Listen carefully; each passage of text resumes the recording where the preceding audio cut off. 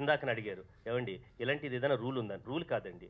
ఒక Pawan Kalyan garu Johnny cinema flop అయితే voluntarily పిలిచిచ్చారండి. Is the distributor. Sudhakar Reddy garu distributor అండి. ఆయన జానీ సినిమా చేశారు. ఎందుకంటే అది హృదయంతో చేసే పని తప్పండి. మేము డిమాండ్ చేయడానికి మేము అడుక్కుంటున్నాం, మేము బెగ్గింగ్.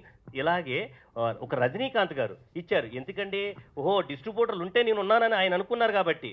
అలాగే ఒక మహేష్ బాబు ఎవరిచ్చారన్నారు కదా, మహేష్ బాబు గారికి మా ఆగడ పొడ్డు డిస్ట్రిబ్యూటర్లు అందరూ అడుక్కుంటేనే ఆయన ఇచ్చారు. అలాగే సూర్య గారు, లింగుస్వామి, తర్వాతన శ్రీను వైట్ల గారు, వివి వినాయక్ గారు. సార్ వినాయక్ గారు ఏంటంటే ఇప్పుడు ఇంకా చెప్తున్నా, అఖిల్ సినిమా ఫ్లాప్ అయితే రెండో రోజే మా అందరికీ ఫోన్ చేశారు సార్ వినాయక్ గారు. ఆయన కూడా డైరెక్టరే కదా, ఆయన ఎందుకు ఇవ్వాలండి?